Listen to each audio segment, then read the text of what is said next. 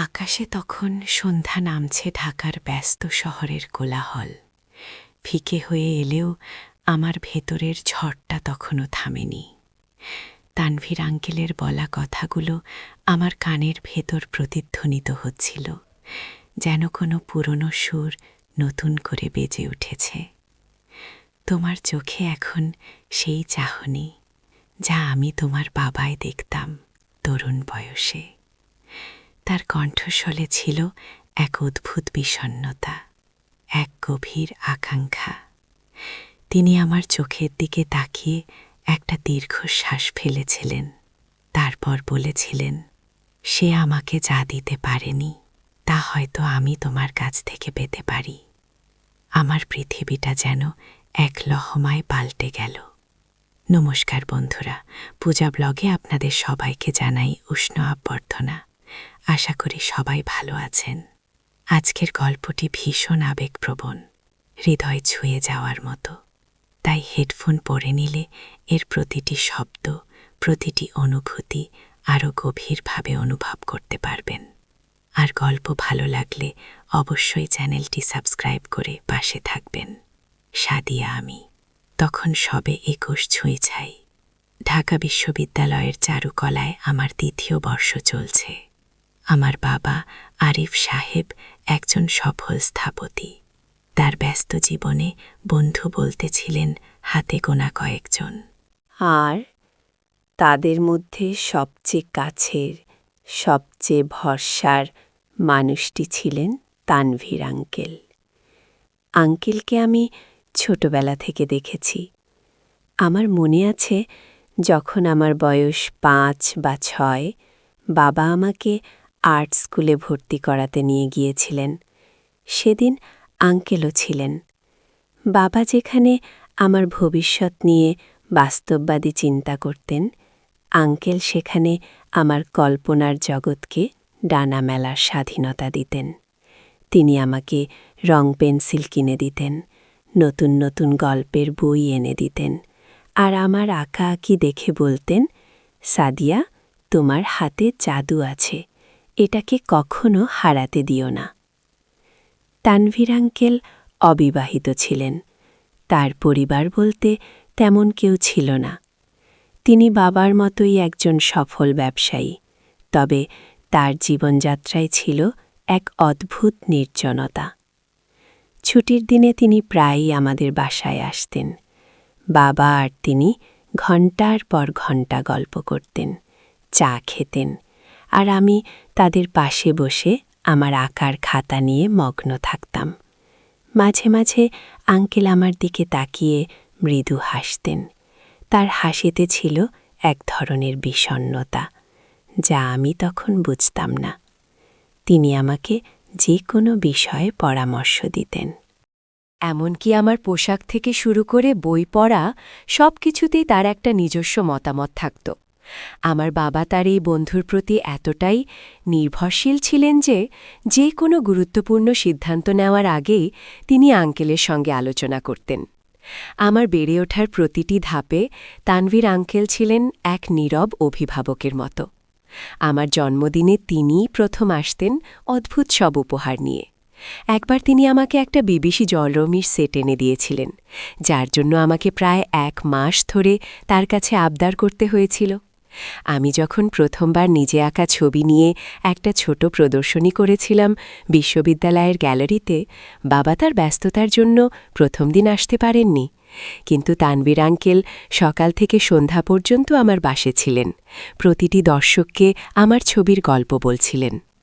সেদিন তার চোখে যে গর্ব দেখেছি, তা আমার বাবার চোখেও কখনো অতটা স্পষ্ট দেখিনি।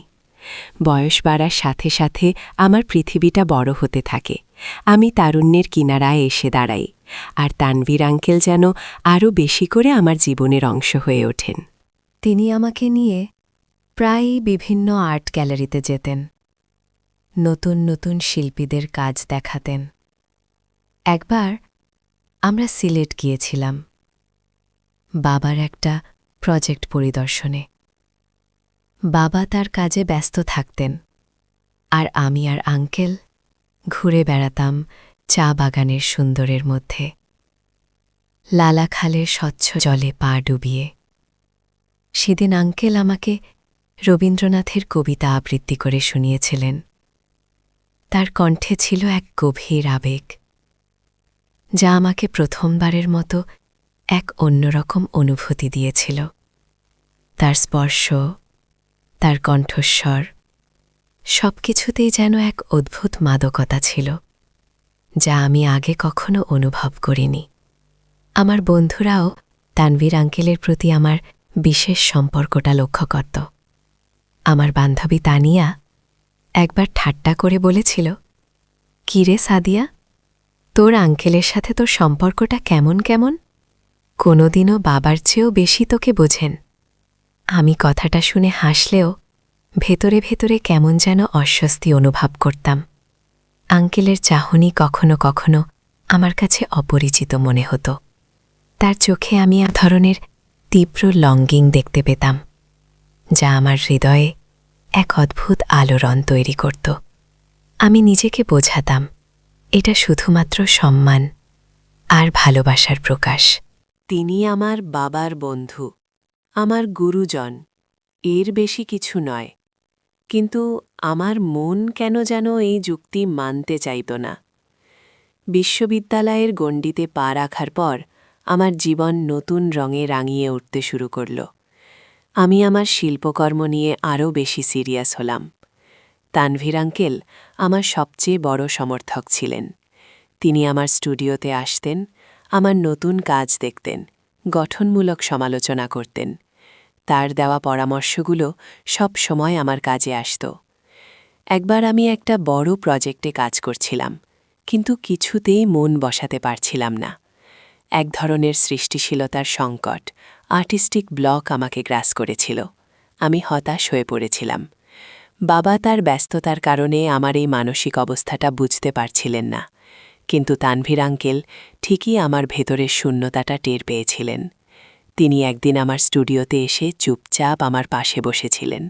তারপর বলেছিলেন, "সাদিয়া, একজন শিল্পী তার সবচেয়ে সুন্দর কাজটা করে যখন সে তার ভেতরের দুঃখ, তার ভেতরের কষ্টকে রঙে প্রকাশ করতে শেখে।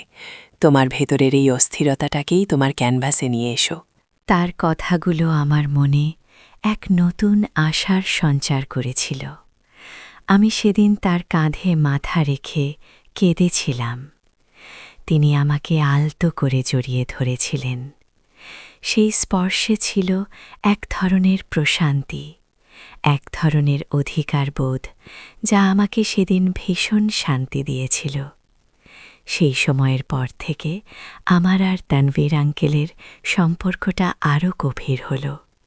আমরা ঘণ্টার পর ঘণ্টা কথা বলতাম, শিল্প, সাহিত্য, জীবন, দর্শন, সব কিছু নিয়ে।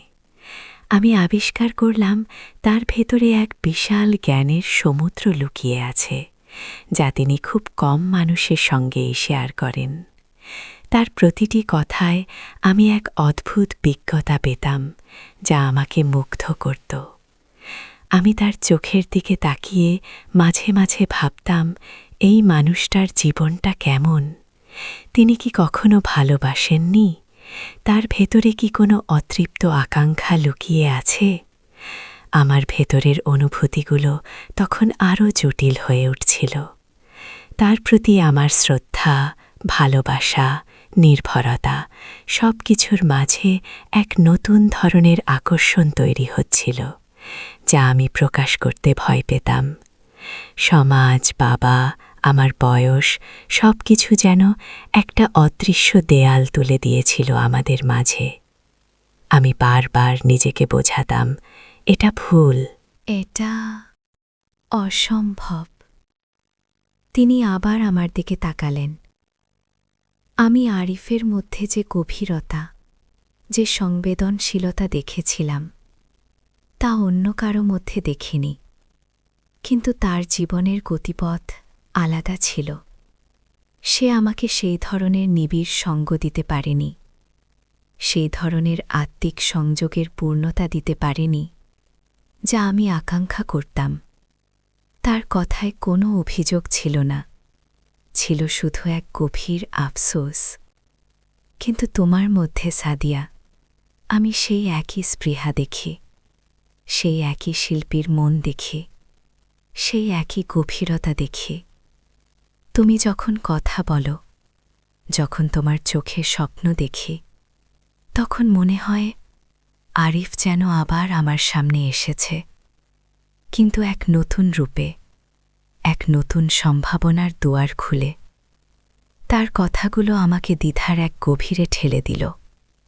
তিনি কি আমার বাবাকে আমার মধ্যে খুঁজছেন, নাকি আমার মধ্যে তিনি এমন কিছু দেখছেন যা তার জীবনের অপূর্ণতা পূরণ করতে পারে? তার চোখ আমার চোখে কিছু খুঁজছিল, যা আমি নিজেও হয়তো জানতাম না। আমার মনে হল তার এই অনুভূতিটা বাবার প্রতি কোনো রোম্যান্টিক প্রেম নয়, বরং এক গভীর আত্মিক সংযোগের আকাঙ্ক্ষা, এক সহমর্মিতার বন্ধন, যা তিনি বাবার কাছ থেকে সম্পূর্ণভাবে পাননি। আর এখন তিনি সেটা আমার মধ্যে দেখতে পাচ্ছেন। কিন্তু এর অর্থ কি এই, কি তিনি আমার থেকে প্রেম চান? এক অদ্ভুত বয়সের সীমারেখা পার করা প্রেম। আমি সেদিন আর কিছু বলতে পারিনি, শুধু তার হাতটা ধরেছিলাম। আর আমার চোখের কোণে এক ফোঁটা জল গড়িয়ে পড়েছিল। সেই রাতটা আমার জন্য ছিল এক দুঃস্বপ্নের মতো। আমি ঘুমাতে পারিনি। তানভীর আঙ্কেলের প্রতিটি কথা আমার কানের ভেতর প্রতিধ্বনিত হচ্ছিল। পরদিন সকালে আমি কোনো কিছু না জানিয়ে চট্টগ্রাম চলে গিয়েছিলাম, আমার মামার বাড়িতে। আমি একা থাকতে চেয়েছিলাম, এই অপ্রত্যাশিত অনুভূতিগুলোর গভীরে ডুব দিতে চেয়েছিলাম। চট্টগ্রামের সমুদ্রের পাড়ে বসে আমি ঘণ্টার পর ঘণ্টা কাটিয়েছি। ঢেউয়ের শব্দ যেন আমার ভেতরের অস্থিরতাকে আরও বাড়িয়ে দিচ্ছিল। আমি আমার আর তানভীর আঙ্কেলের সম্পর্কটাকে নতুন করে বিশ্লেষণ করতে শুরু করলাম। শৈশবের সেই মজার আঙ্কেল থেকে শুরু করে বিশ্ববিদ্যালয় জীবনের সেই নির্ভরযোগ্য পরামর্শদাতা। তার প্রতিটি ভূমিকায় আমি তার প্রতি আমার নির্ভরতা আর ভালোবাসাকে উপলব্ধি করলাম। কিন্তু এই ভালোবাসা কি শুধুই স্নেহ আর শ্রদ্ধা ছিল, নাকি এর গভীরে আরও কিছু লুকিয়েছিল, যা আমি এতদিন অস্বীকার করে এসেছি? তার সংস্পর্শে আমি যে উষ্ণতা অনুভব করতাম, তার প্রশংসা শুনে আমার হৃদয়ে যে স্পন্দন উঠত, সেগুলো কি শুধুই স্বাভাবিক ছিল? আমি যখন অন্য কোনো ছেলেকে আমার প্রতি আগ্রহী হতে দেখতাম, তখন কেন তানভীর আঙ্কেলের অভাব বোধ করতাম? আমার মনে পড়ল বিশ্ববিদ্যালয়ের একজন সহপাঠী রাহিম আমাকে পছন্দ করত। সে আমাকে অনেকবার ডেটে যাওয়ার প্রস্তাব দিয়েছিল, কিন্তু আমি কেন জানি না তার প্রতি কোনো আকর্ষণ অনুভব করিনি। তার সাথে কথা বলতে গিয়ে আমার মনে হতো তার মধ্যে তানভীর আঙ্কেলের মতো সেই গভীরতা নেই, সেই পরিপক্কতা নেই। তখন আমি এটাকে আমার শিল্পমনস্কতার ফল হিসেবে দেখেছি, কিন্তু এখন মনে হচ্ছে এর পেছনে হয়তো তানভীর আঙ্কেলের প্রতি আমার এক গভীর অচেতন আকর্ষণ কাজ করছিল। আমার বাবা আরিফ সাহেব তার নিজের জগৎ নিয়ে এতটাই ব্যস্ত ছিলেন যে তিনি হয়তো তানভীর আঙ্কেলের ভেতরের এই নীরব আকাঙ্ক্ষাটা কখনো বুঝতে পারেননি। তানভীর আঙ্কেল একাকী মানুষ ছিলেন। তার জীবনের শূন্যতা পূরণ করার মতো কেউ ছিল না, আর সেই শূন্যতা তিনি আমার মধ্যে দেখতে পাচ্ছেন। কিন্তু আমি কি পারব সেই শূন্যতা পূরণ করতে? আমি কি তাকে সেই ভালোবাসা দিতে পারব যা তিনি খুঁজছেন? সমাজ কি আমাদের এই সম্পর্ককে মেনে নেবে? আমার বাবা কি ভাববেন? হাজারো প্রশ্ন আমাকে কুড়ে কুড়ে খাচ্ছিল। সপ্তাহখানেক পর আমি ঢাকায় ফিরে এলাম। আমার মন কিছুটা শান্ত হলেও ভেতরে ভেতরে আমি জানতাম তানভীর আঙ্কেলের মুখোমুখি হতেই হবে। আমি তাকে ফোন করলাম। তিনি আমার কণ্ঠস্বর শুনেই বুঝতে পারলেন আমি ফিরে এসেছি। তার কণ্ঠে ছিল এক ধরনের স্বস্তি, এক ধরনের আকাঙ্ক্ষা। তিনি আমাকে তার পুরান ঢাকার বাড়িতেই আসতে বললেন। আমি যখন তার বাড়িতে পৌঁছলাম তখন সন্ধ্যা নেমেছে। বকুল গাছটার নিচে বসে তিনি অপেক্ষা করছিলেন। তার চোখে ছিল এক অদ্ভুত মিশ্র অনুভূতি, আশা, ভয় এবং এক গভীর ভালোবাসা। আমি তার সামনে গিয়ে বসলাম। কোনো কথা না বলে আমরা কিছুক্ষণ চুপচাপ বসে রইলাম। বাতাস বইছিল, বকুল ফুলের সুবাসে চারপাশ মম করছিল। অবশেষে আমি নীরবতা ভাঙলাম। আঙ্কেল, আমি অনেক ভেবেছি। তিনি আমার দিকে তাকালেন। তার চোখ দুটো যেন আমাকে ভেতরে ভেতরে দেখছিল। কি ভেবেছ? সাদিয়া, আমার গলা কাঁপছিল। আমি আপনার কথাগুলো ভুলতে পারিনি। সেগুলো আমাকে নতুন করে ভাবতে শিখিয়েছে আমাদের সম্পর্কটা নিয়ে। আমি একটু থামলাম, সাহস সঞ্চয় করে। আমি বুঝতে পেরেছি আপনার প্রতি আমার অনুভূতিগুলো শুধু শ্রদ্ধা বা স্নেহের নয়। আমি আপনার সঙ্গ উপভোগ করি, আপনার কথা শুনতে ভালোবাসি। আপনার সান্নিধ্যে আমি নিজেকে নিরাপদ অনুভব করি। আমার মনে হয় আপনি আমাকে আমার বাবার থেকেও বেশি বোঝেন। তার চোখে এক ঝলক আশা দেখতে পেলাম। তিনি আমার হাতটা ধরলেন। সাদিয়া, আমি জানি এটা কঠিন। আমি জানি সমাজের চোখে এটা হয়তো ভুল, কিন্তু আমার অনুভূতিগুলো মিথ্যা নয়। তোমার মধ্যে আমি সেই স্পৃহা, সেই প্রাণবন্ততা দেখি যা আমার জীবনের অপূর্ণতা পূরণ করতে পারে।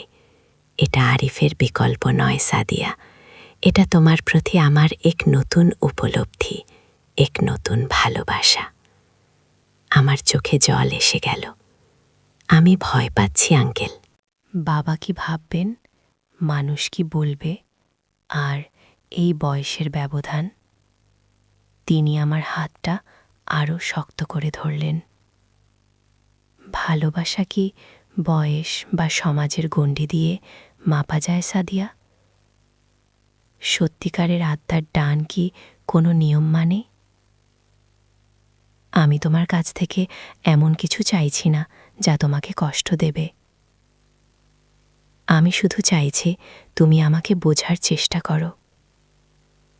তোমার হৃদয়ে আমার জন্য যদি সামান্যতম জায়গা থাকে, তাহলে আমরা একসঙ্গে এই পথটা হাঁটতে পারি। ধীরে ধীরে, সাবধানে, একে অপরকে বুঝতে বুঝতে। তার কথাগুলো আমার হৃদয়ে এক নতুন দিগন্ত উন্মোচন করল। আমি তার চোখে কোনো লোভ দেখিনি, দেখিনি কোনো অশুভ উদ্দেশ্য। দেখেছি এক গভীর ভালোবাসা, এক বিশুদ্ধ আকাঙ্ক্ষা। তার প্রতি আমার অনুভূতিগুলো যে শুধু স্নেহ নয়, তা আমি সেদিন স্পষ্ট বুঝতে পারলাম। এই সম্পর্কটা হয়তো সহজ হবে না, পথটা হয়তো কুসুমাস্তীর্ণ হবে না, কিন্তু আমার মন বলছিল তানবার আঙ্কেল যা খুঁজছেন তা আমিও তার মধ্যে খুঁজে পেয়েছি। সেই গভীরতা, সেই স্থিতিশীলতা, সেই অকৃত্রিম ভালোবাসা যা আমাকে সম্পূর্ণ করতে পারে। আমি তার চোখে চোখ রাখলাম। আমি জানি না এটা কতটা সম্ভব হবে আঙ্কেল, কিন্তু আমি আপনার হাত ছাড়তে চাই না। আমি আপনাকে বুঝতে চাই। আমি এই সম্পর্কটাকে একটা সুযোগ দিতে চাই। তার মুখে এক ম্লান হাসি ফুটে উঠল। তার চোখ দুটো চিকচিক করে উঠল। তিনি আমাকে আলতো করে নিজের কাছে টেনে নিলেন।